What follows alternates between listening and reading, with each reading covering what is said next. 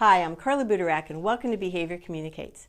Sometimes it's hard to know what strategies to apply to your own situation. One of the mantras I often use is, the more behaviors you have, the more structure you need.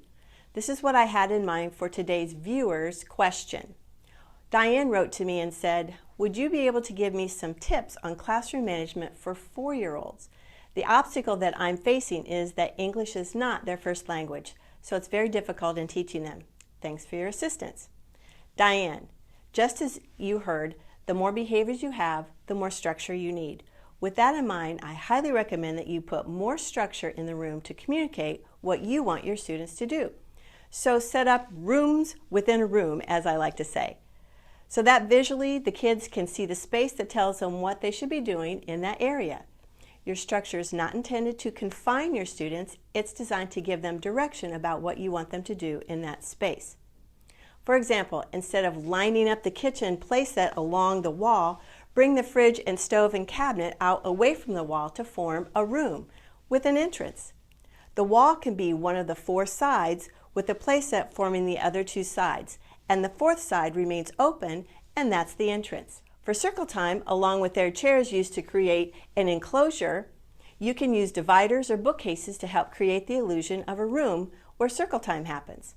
With these examples in mind, you would then set up your entire room with rooms for various things that you need, like a computer room, a snack room, direct instruction, etc.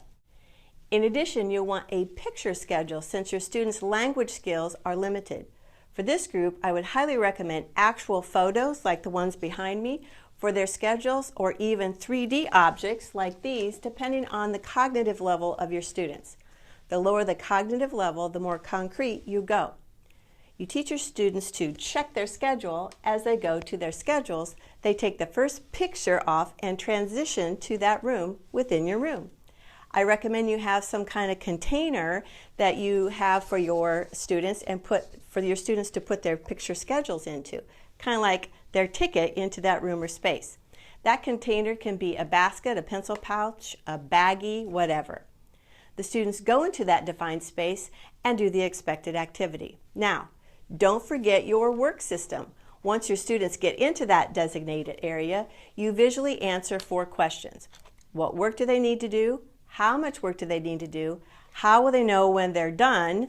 Like they can put their finished activities in a basket.